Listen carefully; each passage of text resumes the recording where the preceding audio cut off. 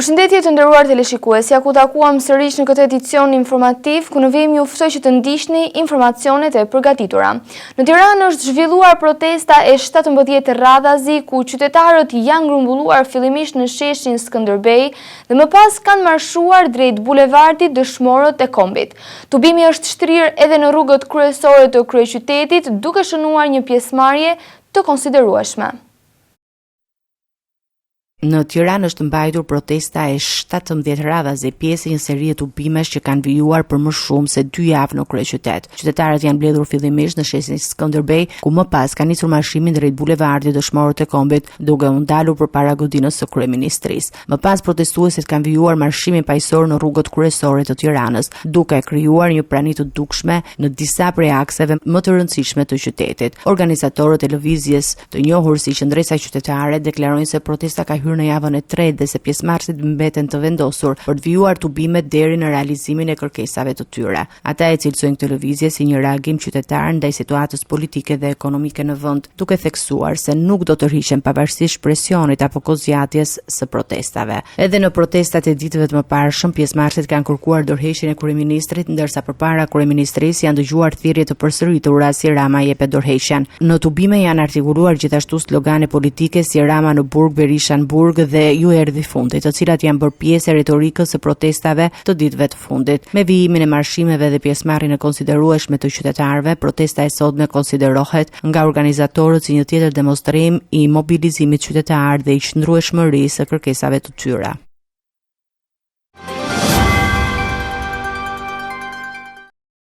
Kryeministri Edi Rama ka sqaruar në një intervistë për Vanity Fair Italia çështjen e zhvillimeve në Zvërnec dhe ndryshimet ligjore për zonat e mbrojtura.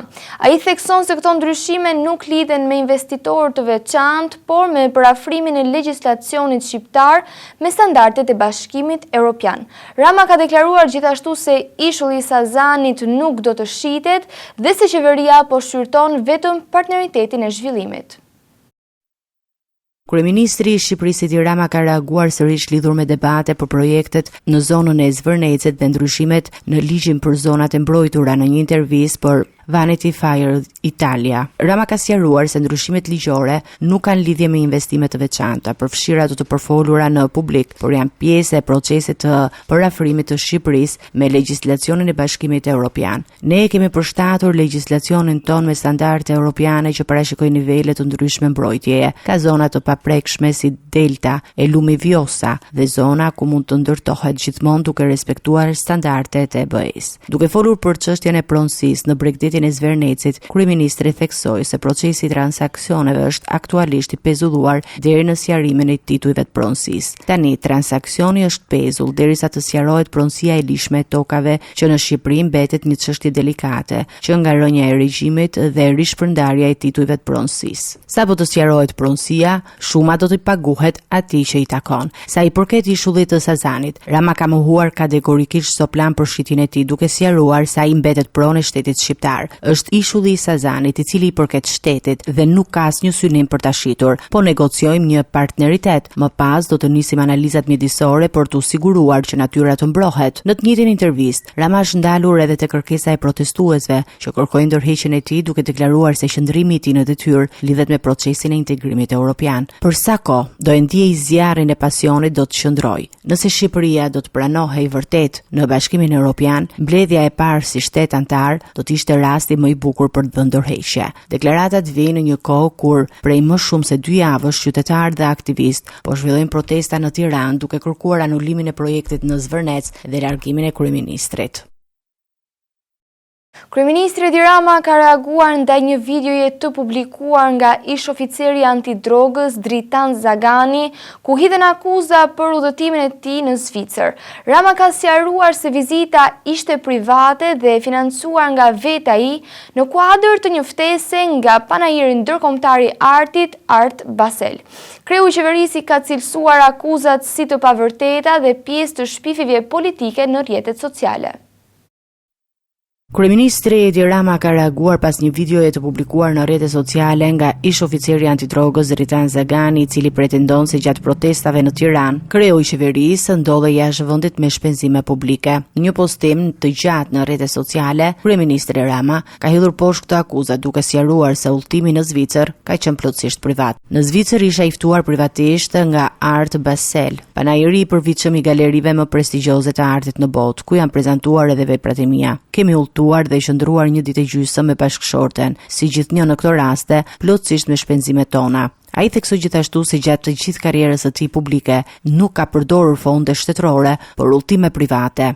Në thuajse 3 dekada shërbim publik, kur nuk ka mëlltuar privatisht me lekët e shtetit dhe e njëjta gjë vlen edhe për familjen time. Rama është përgjigjur dhe akuzave të përsëritura në vite, duke lejuar një deklaratë të tij të mëhershme, rreth 20 vite më parë, kur nuk më ishte rregjur ende lëkura me baltën e shpifjeve të akuzave pa hesap, pa ta vënë kujën publikisht duke thënë që s'ka bir nëne, a bir kë, që të gjej në xhepin tim 100 darkë që s'është fituar me punë të ndershme. 2 dekada më vonë nuk jam më natyrisht ai 40 vjeçari pa mësuar ende me qenërinë e arenës plot bal të jetës politike, i cili hubte gjumin nga plagët përvoluese të shpifjeve dhe akuzave kriminale. Në reagimin e tij, kryeministri kritikon ashpër limën e debatit publik në rrjetet sociale, duke e cilësuar atë si një hapësirë ku sipas tij rrënja e shpifjes përhapet më shpejt se e vërteta. Kush shpif apo akuzon pa prova kundër jush, ose e ka bërë vetë atë për të cilën ju akuzon, ose do ta bënte, po të ishte në vendin tuaj. Prandaj edhe xhelozia apo urrëtia ose të dyja bashk e bëjnë ti besojnë çdo maskaradhoku që nxjerr nga goja. Nuk shoh se si bota ku jetojmë është bërë gjithnjë e më shumë fal rrjeteve sociale, lëndina ku ferrat e pafundme të renës shumohen me shpejtësinë e klikimit, ndërsa lulet e së vërtetës mbyten rëndomt nga ferrat. Në fund të postimit, Rama i referohet edhe teksteve të shenjta, duke theksuar se shpifja konsiderohet një nga aktet më të rënda morale në shoqëri,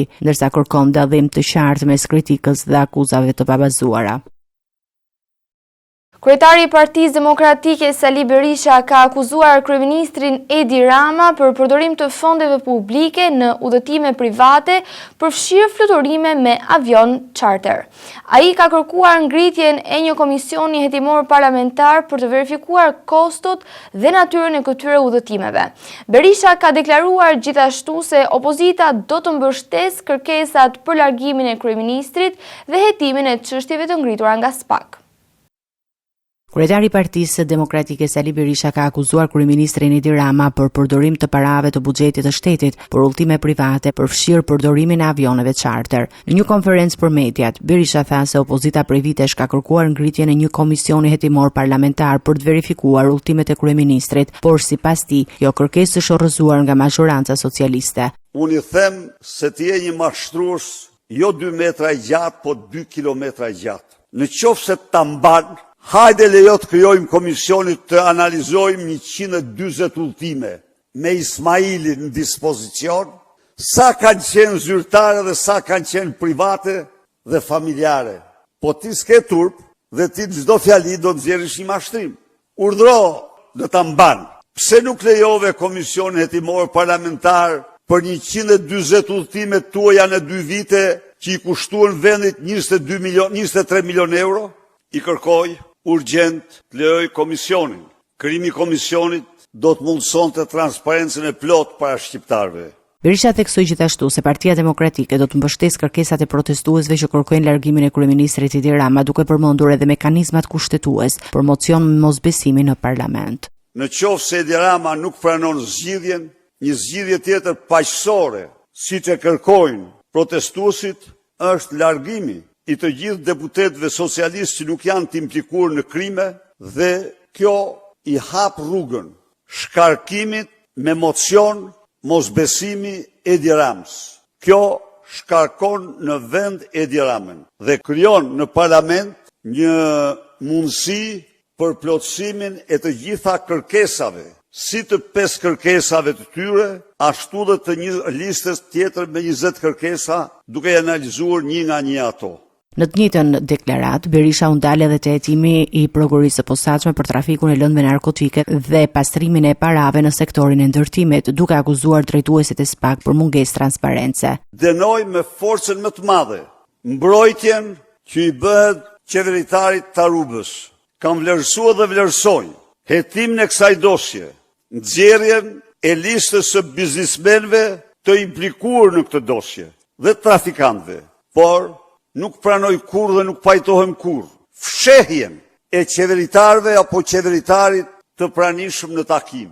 Shqiptar duhet dinë cili është fytyra e vërtetë e Edi Ramës dhe roli i tij në aferën Aruba, cilët janë qeveritarët që ai dërgoi në atë takim. Ai njoftoi gjithashtu se përfaqësuesit e Partisë Demokratike në Komisionin e Ligjeve do të kërkojnë një seancë të posaçme me prokurinë e posaçme për të diskutuar mbi çështjet në fjalë. Deputetja Mariana Koçeku ka refuzuar thirrjet e socialistëve për të dorëzuar mandatin pas largimit të saj nga Partia Socialiste. Ajo e ka mbrojtur të drejtën për të vijuar si deputete e pavarur, duke theksuar se mandati përket përfaqësimit të qytetarëve. Ndërkohë, debati politik është intensifikuar pas publikimit prej saj të simbolit të protestave antiqeveritare në rrjetet sociale. Deputetja e Kuvendit të Shqipërisë Mariana Koçeku i është përgjigjur kërkesave të përfaqësuesve socialist për dorëzuar mandatin e deputetes pas vendimit të saj për t'u larguar nga Partia Socialiste dhe për të vijuar aktivitetin parlamentar si e pavarur. Koçeku kundërshton pretendimet se mandati i saj përket partisë për shkak se u zgjodh përmes listës së mbyllur në zgjedhjet parlamentare të vitit kaluar. Në reagimin e saj publik, ajo deklaroi se mandati tashmë ka ardhur në vendin e vet, duke akuzuar drejtuesit politik se për muaj me radhë kishin privuar nga ushtrimi i plot i funksioneve të saj. Nuk ua ka marrë mandatin e deputetit, ma keni marrë ju mua për 10 muaj rresht. Tani mandati ka ardhur në vend të vet. Nëse jeni kaq të sigurt që unë nuk fitoj pa ju dhe ju i keni plot 83 mandate, atëherë shpërndajeni parlamentin, shkojmë në zgjedhje të parakoshme dhe masim forcat se kush fiton çka. Kësaj radhe do marr me vete kecin tim të shtrejt bashkë me mesën e mpret dhe do të zbres për të kandiduar në Tiranë. Para se të vi, ndoshta ju marrë leje malsorve të mi me fol në gjuhën standard. Debati u nxit pas disa figurave të Partisë Socialiste që kërkuan dorëheqjen e saj nga mandati. Mes tyre ishte dhe kryebashkiaku i Lezhës, i cili argumentoi se mandati duhet i kthehet forcës politike nën siglën e së cilës ajo u zgjoll. Të dielën Koçeku njoftoi zyrtarisht largimin nga Partia Socialiste dhe kalimin në statusin e deputetes së pavarur në kuvend. Pak më vonë ajo publikoi në rrjetet sociale simbolin e flamingos, i cili gjatë javëve të fundit është identifikuar me protesta antiqeveritare që zhvillohen çdo mbrëmje në Tiranë.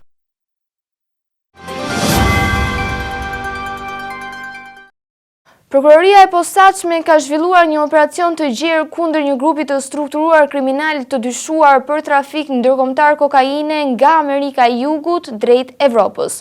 Në total janë lëshuar 10 urdhër arreste, një person është ndaluar në Shqipëri, ndërsa pjesa tjetër është shpallur në kërkim. Hetimet kanë çuar edhe në sekuestrimin e një pasurie të konsiderueshme që sipas PAK tekalon 150 milion euro.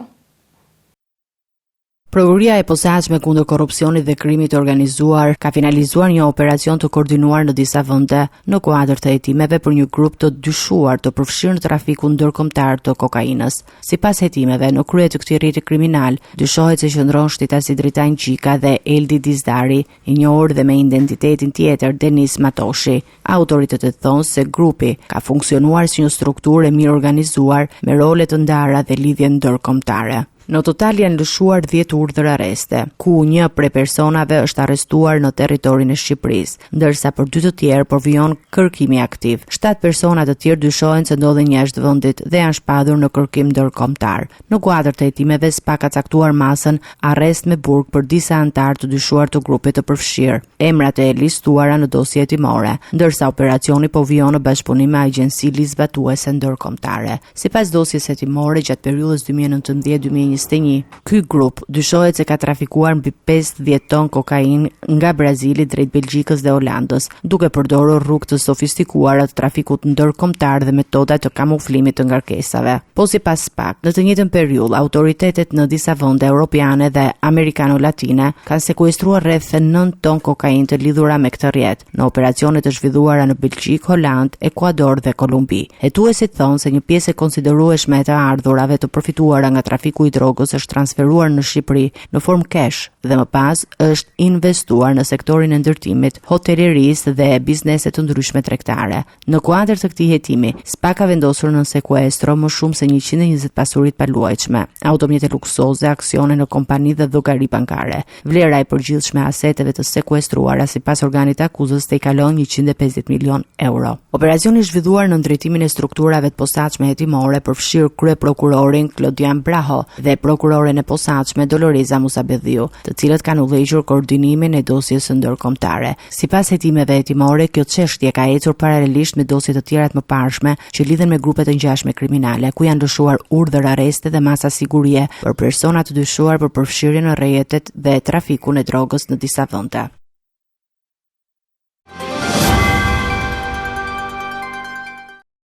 Seanca e radhës ndaj kryebashkiakut të Tiranës Erjon Veliaj u zhvillua pa praninë e tij pas refuzimit për të marrë pjesë në kushtet e vendosjes në kafazin e xhamt.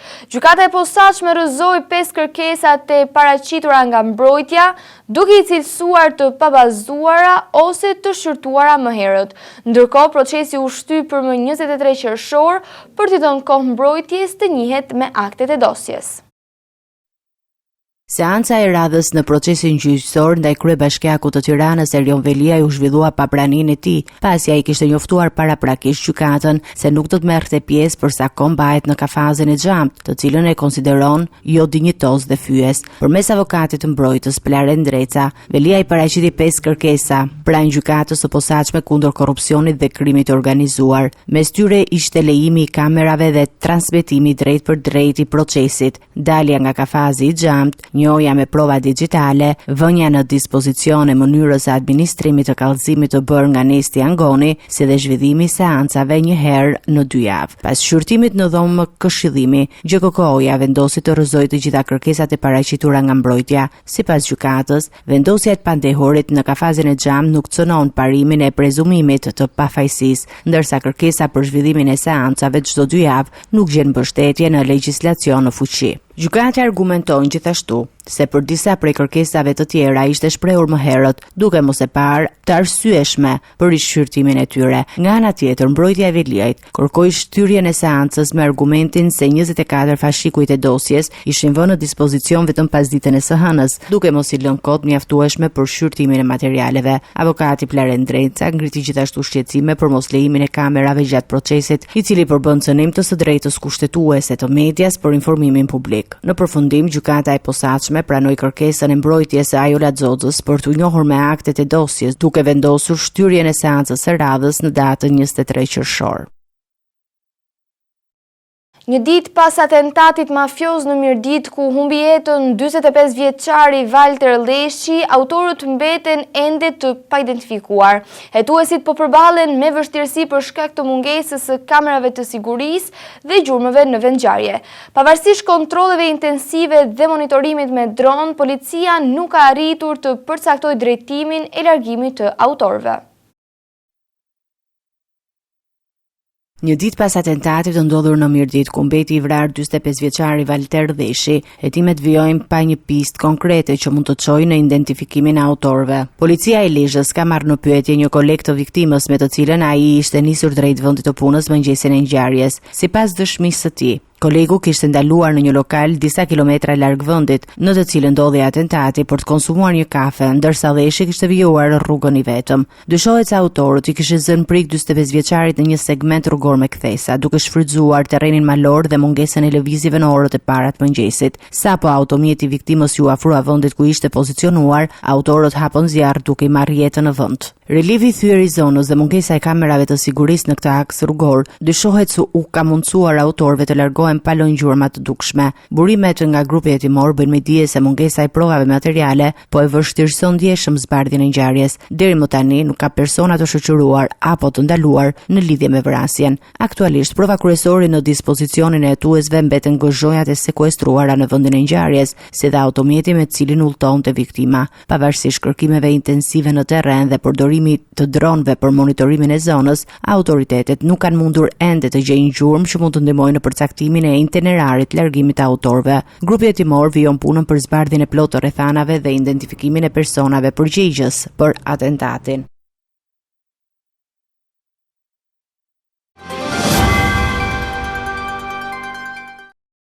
Një incident i rëndë është regjistruar në Ksamil ku një mjet lundrues tip jet ski është përplasur me një skaf të policisë kufitare.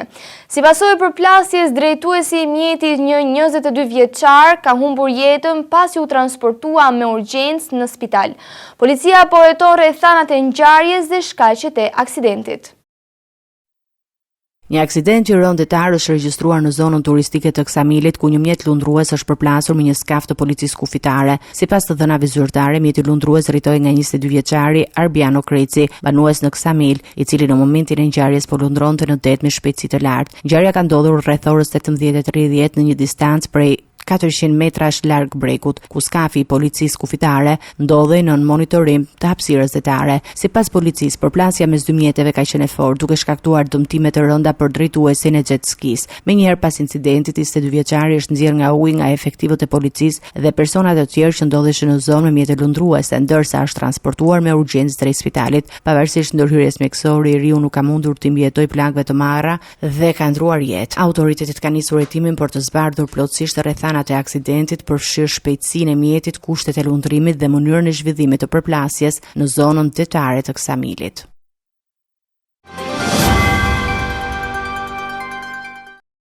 Vijojmë me informacione nga Kosova. Kryeministri në detyrë i Kosovës Albin Kurti u ka bërë thirrje për përshpejtimin e procesit të konstituimit të institucioneve të legjislaturës së 11. Ai theksoi se fillimisht duhet të përfundojë numërimi dhe certifikimi i rezultateve zgjedhore, ku Kurti u shpreh gjithashtu i gatshëm për bashkëpunim me opozitën, veçanërisht për çështjen e zgjedhjes së presidentit. Kryeministri në detyrë i Kosovës Albin Kurti ka deklaruar se prioriteti i radhës së metet konstituimi i institucioneve të legjislaturës së 11 me njëherë pas përfundimit të gjitha procedurave zgjedhore. Kurti u shpreh se pret finalizimin e numërimit të votave dhe certifikimin e rezultateve në mënyrë që vendi të hyjë pa vonesa në fazën e themelimit të institucioneve të reja. Sipas tij, sa më shpejt të përmbyllet ky proces, aq më mirë do të jetë për funksionimin institucional dhe vazhdimsinë e qeverisjes në vend. Duke folur për çështjen e zgjedhjes së presidentit, Kurti theksoi se ky është një proces që kërkon bashkëpunim të gjerë politik dhe nuk mund të realizohet nga një forcë vetme politike. Ai u shpreh i gatshëm për dialog me partitë opozitare, duke nënvizuar se qasja e tij mbetet konstruktive dhe e orientuar drejt bashkëpunimit institucional. Sipas Kurtit, për të ecur përpara në procesin shtetformues dhe institucional është e nevojshme që opozita të heqë dorë nga siç e cilësoi ai qasja refuzuese e deritanishme. Kryeministri në detyrë kujtoi gjithashtu përpjekjet e menjëhershme për zgjedhjen e presidentit, duke theksuar se subjekti i tij politik ka ofruar alternativa bashkëpunimi, përfshirë dhe mundësinë e bashkëqeverisjes, por sipas tij këto propozime nuk kanë gjetur mbështetje opozitës. Deklarata e Kurtit vjen në një moment kyç për skenën politike të Kosovës, teksa pritet përmbyllja e procesit zgjedhor dhe nisja e procedurave për ngritjen e institucioneve të reja shtetërore. Të nderuar teleshikues, në vijim ju ftoj që të ndiqni parashikimin e motit për ditën e nesërme. Territori shqiptar për datën 17 qershor 2026 do të karakterizohet nga mot kryesisht i qëndrueshëm dhe i ngrohtë. Priten kthjellime në pjesën më të madhe të vendit, ndërsa her pas here do të ketë kalime të pakta vranësirash kryesisht në zonat malore, lindore dhe verilindore. Rreshjet nuk priten në pjesën më të madhe të territorit. Paraditja do të jetë me mot të kthjellët dhe intervale të gjata me dhe diell pothuajse në të gjithë vendin. Pasditja vijon me mot të ngrohtë veror dhe vranësira të lehta kalimtare në relievet malore. Temperatura minimale pritet të zbresë deri në 14 gradë Celsius, ndërsa ajo maksimale do të arrijë deri në 32 gradë Celsius. Gjatë ditës priten rreth 10 deri në 13 orë me dhe diell. Era do të fryjë lehtë deri mesatare nga drejtimi veriperëndimor me shpejtësi 2 deri në 6 metra për sekond. Deti do të ketë dallgëzim të ulët rreth 1 deri në 2 ball. Indeksi ultraviolet për Tiranën pritet të jetë i lartë rreth 7 deri në 8. Sipas të dhënave astronomike, lindja e diellit në Tiranë do të jetë rreth orës 5, ndërsa perëndimi rreth orës 23 minuta. Temperaturat minimale dhe maksimale për disa qytete kryesore të Shqipërisë do të jenë si më poshtë: Shkodër 18 deri në 31 gradë Celsius, Kukës 15 deri në 28 gradë Celsius, Peshkopi 14 deri në 28 gradë Celsius, Tiranë 18 deri në 31 gradë Celsius. Durrës, 21 deri në 30 gradë Celsius. Kavaj, 20 deri në 30 gradë Celsius. Elbasan, 18 deri në 31 gradë Celsius. Berat, 19 deri në 32 gradë Celsius. Korç, 13 deri në 27 gradë Celsius. Vlorë, 21 deri në 30 gradë Celsius. Gjirokastër, 15 deri në 29 gradë Celsius. Sarandë, 21 deri në 30 gradë Celsius. Territori i Kosovës për datën 17 qershor 2026 do të karakterizohet nga mot relativisht i qëndrueshëm me kthjellime dhe vranësira kalimtare. Në zonat malore, gjatë orëve të pasdites mund të ketë zhvillime të lehta vranësirash, por pa reshje, domethënse, paraditja do të jetë kryesisht me diell në pjesën më të madhe të territorit, pasditja vijon me mot të ngrohtë dhe intervale me diell, temperatura minimale pritet të zbresë deri në 11 gradë Celsius, ndërsa ajo maksimale do të arrijë deri në 31 gradë Celsius. Era do të fryejë lehtë nga drejtimi veriperëndimor me shpejtësi 2 deri në 5 metra për sekond. Indeksi ultraviolet për Prishtinën pritet të jetë i lartë rreth 7. Sipas të dhënave astronomike, lindja e diellit në Prishtinë do të jetë rreth orës 4:50 minuta, ndërsa perëndimi rreth orës 20:23 minuta. Temperaturat minimale dhe maksimale për disa qytete kryesore të Kosovës do të jenë si më poshtë. Mitrovica, 12 deri në 29 gradë Celsius. Podujev, 11 deri në 29 gradë Celsius.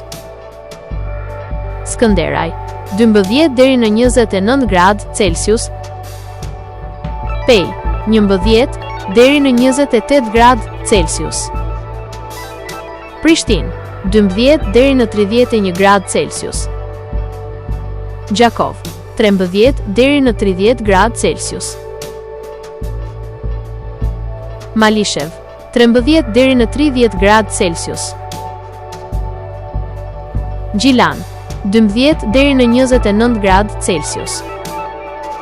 Ferizaj, 12 deri në 29 gradë Celsius. Kaçanik, 11 deri në 28 gradë Celsius. Suharek, 13 deri në 30 gradë Celsius. Prizren, 13 deri në 30 gradë Celsius. Të nderuar teleshikues, që ishte gjithçka që kishim përgatitur për këtë edicion informativ, së bashku do të rishihemi në edicionet e ardhshme. Deri atëherë, miru takofshim.